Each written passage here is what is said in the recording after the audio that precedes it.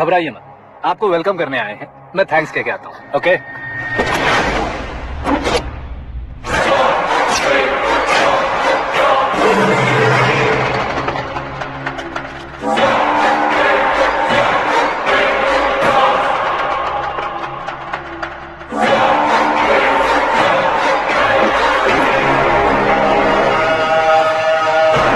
उसके टुकड़े टुकड़े कर दो और नागराज को पार्सल कर दो।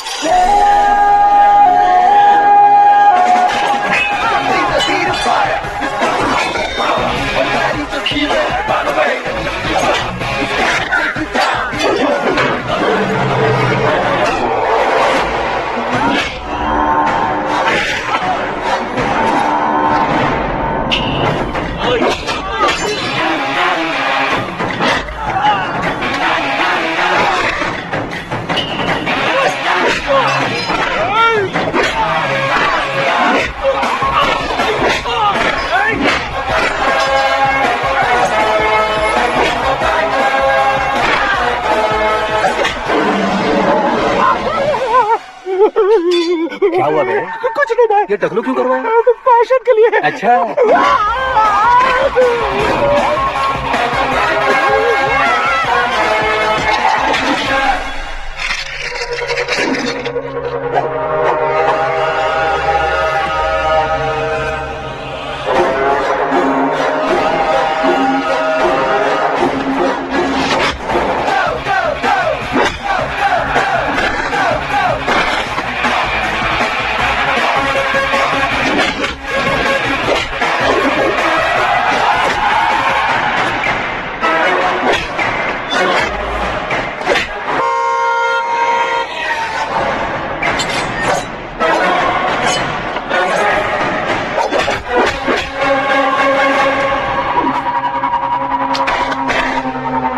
इस फैमिली को टच करने से पहले मुझे टच करना होगा, लेकिन मुझे मारने वाला हथियार अब तक बना नहीं, ना ही बनेगा।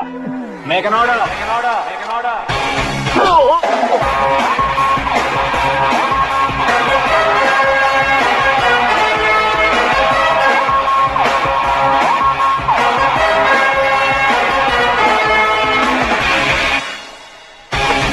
इसलिए मैं उसे कह रहा था किसी को अकेले मत भेजो, लेकिन वो तारीफों के पुल बांधे जा रहा था। मेरे सर ठीक ही कह रहे थे। मैं अकेला गया था इसलिए बेटी सेफली घर पहुंची है। अगर आपने 100 लोगों को भेजा होता तो पहला सोचता दूसरा बचाएगा, दूसरा सोचता तीसरा बचाएगा, और कंफ्यूजन हो गया होता। तो तुम आज जो अपनी बेटी को देख के खुश हो रहा ना, वो यहाँ नहीं पहुंचती। वैसे इतनी सावधानी बरतने के बावजूद उसे प्लान का कैसे पता चला? मैंने इन्फॉर्म किया था।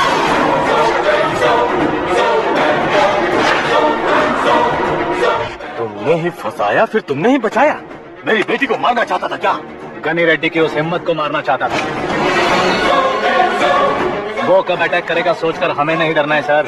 अब आगे जब भी वो अटैक करेगा वो 10 बार सोचेगा और डरेगा। इसीलिए मैंने उसे बुलवाया, मौत का सामना करवा कर वापस भेज दिया। मैंने जो किया आपको गलत लगे तो मेरे सर से शिकायत कीजिए, अगर सही लगे तो बेटी के लौटने का जश्न मनाइए।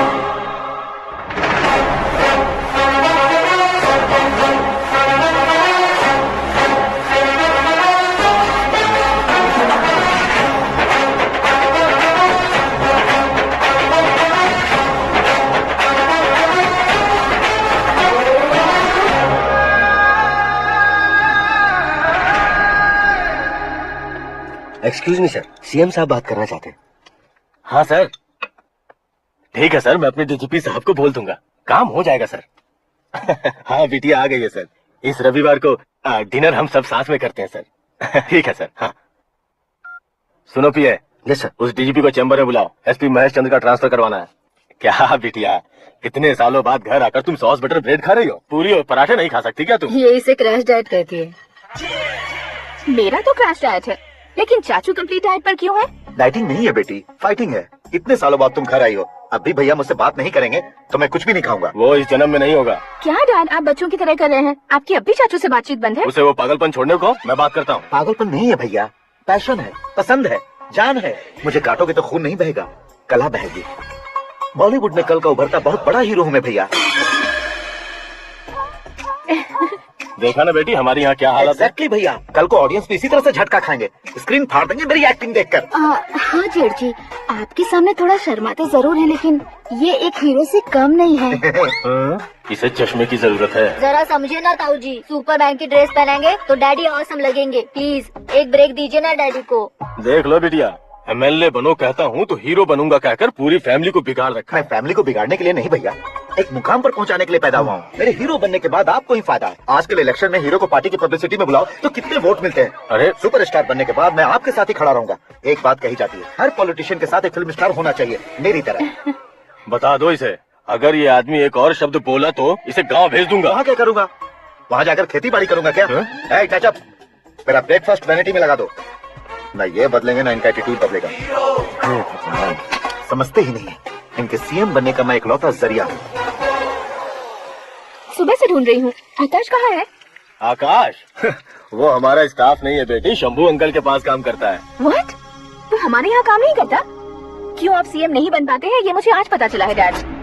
क्योंकि आप क्रीम को छोड़कर स्क्रैप को पास में रखते हैं। क्यों बेटी, तुम ऐसे क्यों कह रही हो? मैं और क्या कहूँ डैड, हमारे पास जितने भी काम करने वाले हैं हमसे ज्यादा शार्प होने चाहिए। ऐसे लड़कों की तादाद हमारे पास सैकड़ों में है। गौरव भी तो 100 थे ना डैड। हमें गन्स के साथ सिर्फ पीछे खड़े होने वाले नहीं चाहिए, गट्स के साथ सामना करने वाले चाहिए। आगे आपकी मर्जी।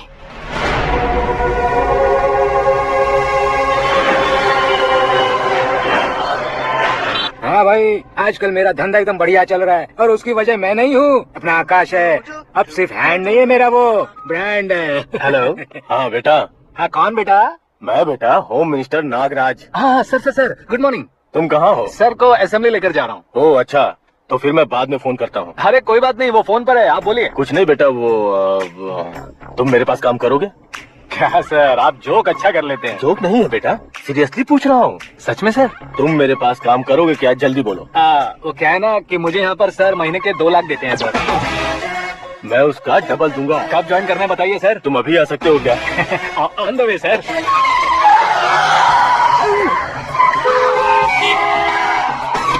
Bye sir. ये क्या है? बाय मतलब? एक एक्साइटिंग ऑफर आया, इसलिए एग्जिट ले रहा हूँ। अरे मुझे ऐसे बीच सड़क पर छोड़कर जाए, मुझे ड्राइविंग भी नहीं आती। ऑटो। मैं ऑटो में नहीं जाऊंगा। ऑटो मेरे लिए है, आपके लिए नहीं।